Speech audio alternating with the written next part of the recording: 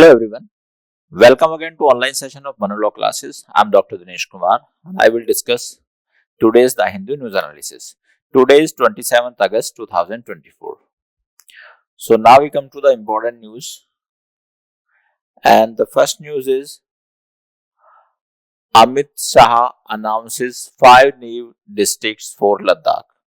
तो जैसा कि आप सब लोग जानते हैं कि जो लद्दाख है वो एट प्रेजेंट पर एक जो है यूनियन टेरिटरी है और उसमें अभी केवल 2 डिस्ट्रिक्ट थे, लेकिन उन 2 डिस्ट्रिक्ट को बढ़ाकर क्या कर दिया गया है, 7 कर दिया गया है, मतलब 5 नए डिस्ट्रिक्ट बना दिए गए हैं। अब ये 5 नए डिस्ट्रिक्ट कौन से हैं? पहला है आपका जंस्कर, द्रास, शाम, नुब्रा और चंगथंग। ये 5 नए डिस्ट्रिक्ट बने हैं। ठीक है, अब ऐसा क्यों किया है कि देखिए यहाँ पर कुछ पॉलिटिकल बॉडी हैं, लाइक जैसे लेह अपेक्स बॉडी LAB, और ये इस तरह की डिमांड कर रहे हैं। दूसरी बॉडी है आपकी कारगिल डेमोक्रेटिक अलायंस KDA, ये इस तरह की डिमांड कर रहे हैं कि एक तो यहाँ पर जो लद्दाख जो यूनियन टेरिटरी है उसको स्टेटहुड दी जाए और साथ ही साथ इसको 6 शेड्यूल में शामिल किया जाए या 6 शेड्यूल का स्टेटस दिया जाए। अब स्टेटहुड का मतलब क्या है कि वहां पर प्रॉपर इलेक्शन हो, वहां पर चीफ मिनिस्टर हो। अब एक स्टेट में और यूनियन टेरिटरी में क्या डिफरेंस होता है, तो वो मैं आपको मेन पॉइंट बताता हूं। देखिए, स्टेट जो होता है वहां पर अपना एक डेमोक्रेटिक सेटअप होता है, वहां पर चीफ मिनिस्टर होता है और गवर्नर होता है, और वहां पर लीगली एस्टेब्लिश्ड गवर्नमेंट होती है। ठीक है, और स्टेट गवर्नमेंट होती है, ना कि सेंट्रल गवर्नमेंट। तो सेंट्रल गवर्नमेंट का स्टेट में मिनिमम इंटरफेयर होता है। जनरली जो सेंट्रल गवर्नमेंट इंटरफेयर करती है स्टेट में, वो जब करती है एट द टाइम और during the time of emergency. लेकिन जो यूनियन टेरिटरी है उसमें सेंट्रल गवर्नमेंट का बहुत ज्यादा इंटरफेयर होता है, और वो सारी यूनियन टेरिटरीज किससे गवर्न होती हैं? These are govern either directly by the president of India or through the officer subordinate to him as per the constitution of India. So मतलब सारी यूनियन टेरिटरीज जो गवर्न होती हैं वो गवर्न होती हैं प्रेसिडेंट के द्वारा। और आप सब जानते हैं कि जो प्रेसिडेंट है वो सब सारे काम अपने या सारे एक्शन किसके बिहाफ पर लेते हैं? He takes all the decision on the basis of aid and advice given by the council of minister. तो इसलिए भारत सरकार का यूनियन टेरिटरी पर कंट्रोल होता है फुल तरह से, और स्टेट पर उसका मिनिमम कंट्रोल होता है, या कंट्रोल होता है तो वो केवल कब होता है? During the time of emergency. इसलिए लद्दाख के लोग ये डिमांड कर रहे हैं कि वहां पर एक तो स्टेटहुड दी जाए, दूसरी उनकी डिमांड है कि वहां पर 6 शेड्यूल का स्टेटस उनको दिया जाए। अब 6 शेड्यूल का स्टेटस क्या है? वो चाहते हैं अपने लिए ऑटोनॉमी। ऑटोनॉमी का मतलब ये है कि उनका जो एडमिनिस्ट्रेशन है वो उसको वो अपने हिसाब से गवर्न करें और उस पर सरकार का या भारत सरकार का कोई इंटरफेरेंस ना हो। तो ये उनकी 2 डिमांड है। लेकिन भारत सरकार ने इसके लिए उन्होंने एक काइंड ऑफ वार्निंग भी दी है भारत सरकार को कि वो 1 सितंबर से दिल्ली के लिए पैदल यात्रा करने जा रहे हैं। लेकिन भारत सरकार ने उसकी इस डिमांड को तो नहीं माना, लेकिन वहां पर 5 नए डिस्ट्रिक्ट और बना दिए गए हैं मिनिस्ट्री ऑफ होम अफेयर्स के द्वारा। अब वो कह रहे हैं कि we are not satisfied with this demand. So now we come to next news. Next news है हमारी fresh allegation royal Kerala film industry in aftermath of Hema committee report. अब देखिए बेसिकली क्या है कि जो केरला फिल्म इंडस्ट्री है वहां पर कुछ उस फिल्म इंडस्ट्री के अगेंस्ट एलिगेशंस लगे हैं। एलिगेशन लगे हैं कास्टिंग काउच के। कास्टिंग काउच के मतलब ये है कि जो वहां पर एक्ट्रेस होती हैं, अगर उनको फिल्म में कोई रोल दिया जाता है तो उनका सेक्सुअल हरासमेंट होता है। ठीक है, अब यहाँ पर हम जो बहुत सारी फिल्म एक्ट्रेस हैं उन्होंने ये अपना स्टेटमेंट दिया है कि उनके साथ उस पर्टिकुलर टाइम पर या उस फिल्म के लिए सेक्सुअल हरासमेंट हुआ। तो इस रिगार्डिंग एक SIT जो है गठित की गई है। SIT मतलब स्पेशल इन्वेस्टिगेटिव टीम को गठित किया गया है। और अब सबसे ज्यादा इंपॉर्टेंट बात यहाँ पर यह है कि इससे संबंधित है हेमा कमेटी। तो आपसे एग्जाम में क्वेश्चन पूछा जा सकता है कि जो हेमा कमेटी है वो किससे संबंधित है। तो इसका आपका आंसर ये होगा कि it is relating to the sexual harassment in film industry और particularly in the Kerala film industry. ठीक है, अब ये एलिगेशन उनके सही हैं या गलत हैं, ये तो इन्वेस्टिगेशन के बाद ही पता चल पाएगा। बट प्रेजेंटली उन्होंने काफी जो है एक्टर्स के खिलाफ और फिल्म प्रोड्यूसर्स के खिलाफ एलिगेशन लगाए हैं कि उनका सेक्सुअल हरासमेंट हुआ था किसी पर्टिकुलर पॉइंट ऑफ टाइम पर। Now we come to next news. Next news है हमारी एजुकेशन फेयर ऑन अगस्त 30। तो यहाँ पर एक एजुकेशन फेयर लगने जा रहा है। ये लग रहा है the Hindu education plus international education fair. ये कब से स्टार्ट होगा? 30 अगस्त से होगा। और कहां पर लगेगा? ये होगा डॉक्टर अंबेडकर इंटरनेशनल सेंटर इन जनपथ। तो ये जनपथ में लगेगा, दिल्ली में। अब इसका पर्पज क्या है? तो ये बेसिकली जो स्टूडेंट्स फॉरेन में स्टडी करना चाहते हैं उनको गाइडेंस प्रोवाइड करेंगे कि फॉरेन यूनिवर्सिटीज की क्या फीस होती है, वहां का वीजा आप कैसे प्रोसेस करा सकते हो, या अगर आपके पास अगर आपको लोन लेना है बाहर जाने के लिए तो लोन के एप्लीकेशन को आप किस तरह से प्रोसेस करा सकते हो। तो इस तरह की जानकारी स्टूडेंट्स को दी जाएगी। तो अगर कोई स्टूडेंट इस तरह की जानकारी चाहता है तो वो 30 अगस्त को यहाँ पर संपर्क कर सकता है। Next now we come to the next news. और हमारी नेक्स्ट न्यूज है SIT में find it tough to collect legally acceptable evidence. तो ये जो न्यूज है हमारी, it is also regarding the allegation of sexual harassment in Kerala film industry. तो यहाँ पर पॉइंट जो है, या SIT के सामने एक सबसे बड़ा चैलेंज ये होगा कि वो लीगली एक्सेप्टेबल एविडेंस कैसे करेंगे। क्योंकि देखिए यहाँ पर क्या है कि जैसे बहुत सारी जो एक्ट्रेस हैं उन्होंने एलिगेशन लगाया है कि उनके साथ सेक्सुअल हरासमेंट हुआ 2 साल पहले, 4 साल पहले, 10 साल पहले। अब ये एलिगेशन तो लग गया, लेकिन इसको कोर्ट में प्रूव भी तो करना होगा। क्यों?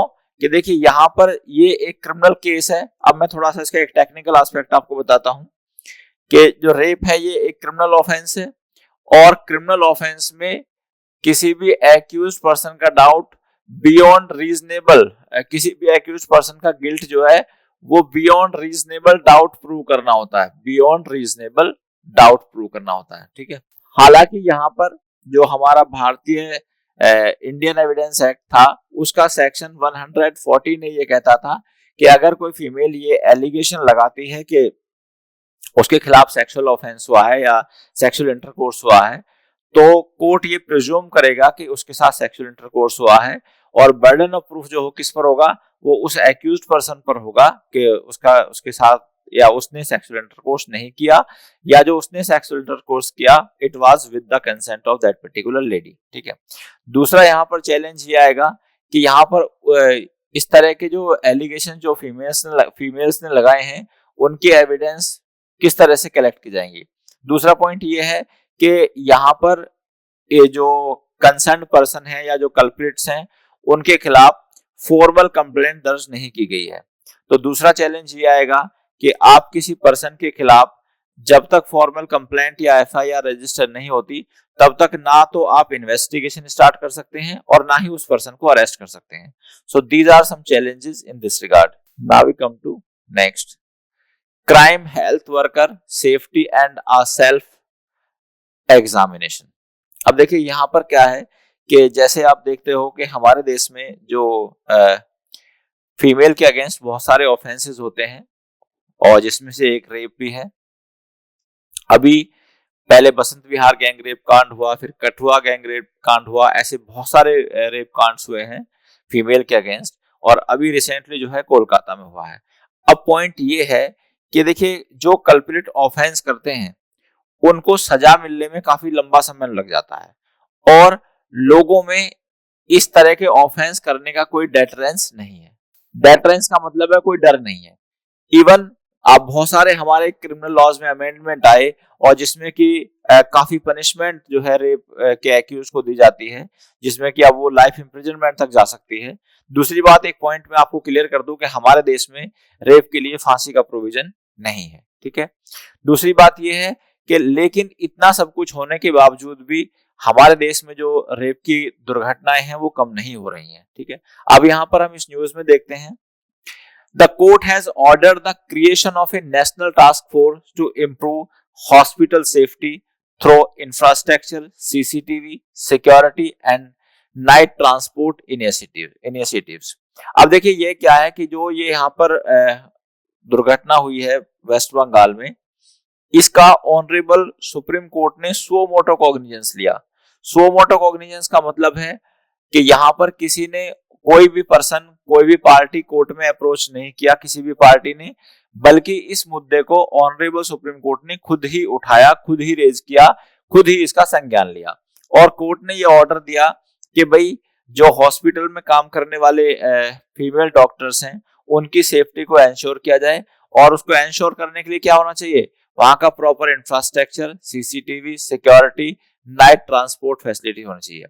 वेस्ट बंगाल गवर्नमेंट ने क्या इनिशिएटिव लिया है, West Bengal government launch the Rattirer Sathi program to enhance the safety of women working night shift particularly in medical institution. Next, अब यहाँ पर जो वर्ल्ड हेल्थ ऑर्गेनाइजेशन है उसने कहा है कि देखिए इस तरह की सेफ्टी को एंश्योर करने के लिए हमारे देश में क्या होता है, 455 बिलियन एनुअली वर्ल्ड वाइड खर्च किए जाते हैं। लेकिन प्रॉब्लम यह है कि जो करप्शन है, करप्शन की वजह से जो पैसा इशू किया जाता है वो पैसा उस पर्टिकुलर काम के लिए नहीं लगता जिस काम के लिए उसको लगना चाहिए था। और जिसका कॉन्सिक्वेंसेस क्या होता है, मान लिया एक गवर्नमेंट ने एक फंड दिया कि भाई आप इस पैसे को वुमेन सिक्योरिटी पर या वुमेन सेफ्टी पर खर्च करो या इसके सीसीटीवी लगवाओ, लेकिन वहां पर क्या होगा, करप्शन इन्वॉल्व होगा, जिससे कि जिस पर्टिकुलर पर्पज के लिए मनी दी गई है वो पर्पज कभी भी अचीव नहीं हो पाएगा, और जिससे क्या होगा, सिस्टम में बहुत सारे लूप होल्स होंगे और इस तरह की घटनाएं फिर कॉन्टिन्यूसली होती रहेंगी। Now report reveals minimal use of plea bargaining in India. तो देखिए क्या है, हमारे देश में प्ली बार्गेनिंग के कंसेप्ट को 2005 में इंट्रोड्यूस किया गया था। अब पहले हम समझते हैं प्ली बार्गेनिंग क्या है। देखिए प्ली बार्गेनिंग का मतलब होता है कि जब किसी पर्सन ने कोई ऑफेंस किया है या अगर किसी पर्सन ने कोई ऑफेंस किया है और वो अपने गिल्ट को स्वीकार कर लेता है किसी कंसिडरेशन पर। कंसिडरेशन का मतलब ये है या तो वो इस आधार पर स्वीकार कर ले कि उसको कम सजा दी जाएगी, या इस आधार पर स्वीकार कर ले कि उस पर जो है कम चार्जेस लगाए जाएंगे या थोड़े हल्के चार्जेस लगाए जाएंगे। तो वहां पर क्या होता है, ऐसा करने से एक्यूज का भी बेनिफिट होता है और सरकार का भी बेनिफिट होता है और कोर्ट का भी बेनिफिट होता है। अब ये बेनिफिट कैसे होता है मैं आपको समझाता हूँ। सपोज एक पर्सन ने ऑफेंस किया, सपोज किसी पर्सन ने कोई भी रॉबरी का ऑफेंस किया। अब जो रॉबरी का उसने ऑफेंस किया या थेफ्ट का ऑफेंस किया और वो अपने गिल्ट को एक्सेप्ट कर लेता है कि हाँ उसने ऑफेंस किया, तो सबसे बड़ी बात ये होगी कि उसको उसके गिल्ट को प्रूव करने के लिए जो 10-20 साल का ट्रायल चलता वो ट्रायल चलाने की जरूरत नहीं है। तो यहाँ पर जो हमारे पब्लिक प्रोसिक्यूटर का टाइम वेस्ट होता और जो जज का टाइम वेस्ट होता वो टाइम बच गया। दूसरी बात, यहाँ पर एक्यूज का बेनिफिट कैसे होता है, एक्यूज का बेनिफिट ऐसे होता है कि अगर किसी पर्सन ने चोरी का ऑफेंस किया है और उसको ट्रायल चलते चलते ही 10 साल निकल गए, तो 10 साल तो उसके खराब हो गए और 10 साल के बाद भी उसको जेल में जाना पड़ेगा क्योंकि उसने ऑफेंस किया है। अब यहाँ पर क्या है कि अगर वो अपने गिल्ट को एक्सेप्ट कर लेता है तो उसको उसके जो जेल का पीरियड है या इम्प्रिजनमेंट का पीरियड है, एक तो उस पीरियड को कम किया जा सकता है। दूसरी बात यह है कि इतना लंबा ट्रायल चलाने की जरूरत नहीं है, जिससे कि जो हमारे ऑनरेबल कोर्ट्स हैं वो किसी और इम्पोर्टेंट केसेस पर ध्यान दे पाएंगे। लेकिन इस कंसेप्ट को हमने 2005 में लिया था यूएसए से, और इसका मेन पर्पज ये था कि हमारे देश में जो ज्यादा से ज्यादा लोग जो हैं इसको प्ली बार्गेनिंग को एक्सेप्ट करें और ताकि उनका कन्विक्शन रेट भी बढ़े और कोर्ट का टाइम भी कम हो। लेकिन रियलिटी ये है कि इसका बहुत ही कम लोगों ने जो है इस तरह की चीजें इसको अवेल किया है। अब आप देखें इन 2022 में ओनली 19,135 इतने केसेस में से, मतलब कितने केस थे, 1,70,00,000 केस में से केवल 19,000 लोगों ने ही प्ली बार्गेनिंग की, जो कि इस टोटल केस का 0.11% केस है। तो अब यहाँ पर कंसर्न ये है कि हमने किस पर्पस से इस कंसेप्ट को अपने देश में इंट्रोड्यूस किया था, लेकिन इसकी इफेक्टिवनेस पर क्वेश्चन उठ गए हैं। दूसरा पॉइंट ये है कि जो प्ली बार्गेनिंग है वो प्ली बार्गेनिंग सारे ऑफेंसेस में नहीं होती। प्ली बार्गेनिंग केवल ऐसे अपराधों में होती है जिन अपराध की जो सजा है वो 7 साल से कम है। दूसरा, अगर किसी पर्सन ने वोमेन के अगेंस्ट या चाइल्ड के अगेंस्ट कोई ऑफेंस किया है तो ऐसे अपराधों में प्ली बार्गेनिंग का कंसेप्ट एप्लीकेबल नहीं होता। साथ ही साथ ये प्ली बार्गेनिंग का कंसेप्ट सोशियो इकोनॉमिक ऑफेंसेस में भी एप्लीकेबल नहीं होता। तो यहाँ पर इस न्यूज में यही कंसर्न है कि प्ली बार्गेनिंग का कंसेप्ट तो हमने इंट्रोड्यूस कर दिया अपने देश में, लेकिन इसका बहुत ही मिनिमम यूज हो रहा है, जिससे कि इसकी इफेक्टिवनेस पर क्वेश्चन उठाए जा रहे हैं। Now we come to next news. Bail should not suffer due to one's inability to find people to stand surety. Supreme court, ये सुप्रीम कोर्ट ने एक बहुत ही इंपॉर्टेंट जजमेंट दिया है और उसमें ऑनरेबल कोर्ट ने ये कहा है कि देखिए, जब अगर कोई पर्सन ऑफेंस करता है तो फिर उसको पुलिस कस्टडी में रखा जाता है, उसको जुडिशियल कस्टडी में रखा जाता है। पुलिस कस्टडी और जुडिशियल कस्टडी में डिफरेंस होता है। पुलिस कस्टडी का मतलब है कि पर्सन जो है, एक्यूज्ड पर्सन, वो पुलिस की कस्टडी में है और पुलिस इससे इन्वेस्टिगेशन कर सकती है, उससे पूछताछ कर सकती है। लेकिन जुडिशियल कस्टडी का मतलब है कि पर्सन जेल में होता है और पुलिस वहां पर उससे इन्वेस्टिगेशन नहीं कर सकती। तो जब हम ये बोलते हैं कि कोई पर्सन जुडिशियल कस्टडी में है तो इसका मतलब ये है कि वो पर्सन जेल में है और वो कोर्ट की कस्टडी में है। तो jail is considered as the custody of court. तो पुलिस वहां पर जाकर उससे इन्वेस्टिगेशन नहीं कर सकती। अब यहाँ पर पॉइंट ये आता है कि देखिए, किसी पर्सन को जेल में रखने के पीछे केवल एक पर्पज होता है कि जब उस पर्सन का ट्रायल चले तो वो कोर्ट में अवेलेबल हो, और दूसरा पर्पज ये होता है कि अगर हम उसको बाहर छोड़ेंगे तो किसी प्रकार से वो गवाहों को थ्रेट ना करे या एविडेंसेस को डिस्ट्रॉय ना करे या एविडेंसेस को टेम्पर ना करे। ये 2-3 पर्पज होते हैं किसी पर्सन को जेल में रखने के लिए। अब अगर किसी केस में इन्वेस्टिगेशन पूरी हो गई है या पर्सन ऐसा है कि अगर उसे हम जेल से रिलीज कर देते हैं तो वो पर्सन सोसाइटी में ही रहेगा और वो देश को छोड़कर नहीं भागेगा, या उस पर्टिकुलर जहां वो रहता है उस प्लेस को छोड़कर नहीं भागेगा, या उसको इजीली कोर्ट में प्रोड्यूस किया जा सकता है। तो ऐसे पर्सन को बहुत लंबे समय तक जेल में रखने का कोई बेनिफिट नहीं है। जैसा कि रिसेंटली ऑनरेबल सुप्रीम कोर्ट ने कहा था मनीष सिसोदिया के केस में, जब बेल दी थी उनको, तो कहा था कि बेल इज अ रूल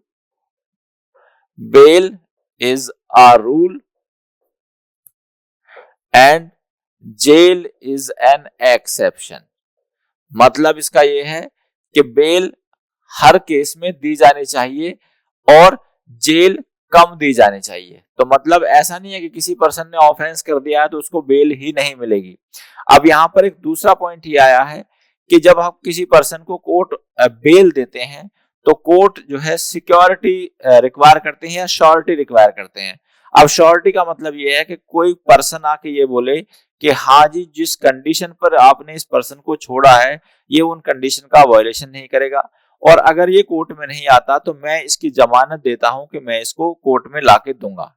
ऐसे पर्सन को हम क्या बोलते हैं? ऐसे पर्सन को हम श्योरिटी बोलते हैं। अब इस केस में ये कहा है कि देखिए, अगर किसी पर्सन पर बहुत सारे केसेस हैं और वो उतने नंबर ऑफ श्योरिटीज नहीं ला पा रहा है, तो जनरली क्या है कि जनरली एक ऑफेंस के लिए एक श्योरिटी देना है। और आप लोग ये जानते होंगे कि एक पर्सन जितने ऑफेंस करता है हर ऑफेंस का नया चार्ज लगता है, हर ऑफेंस में उसको बेल की रिक्वायरमेंट होती है।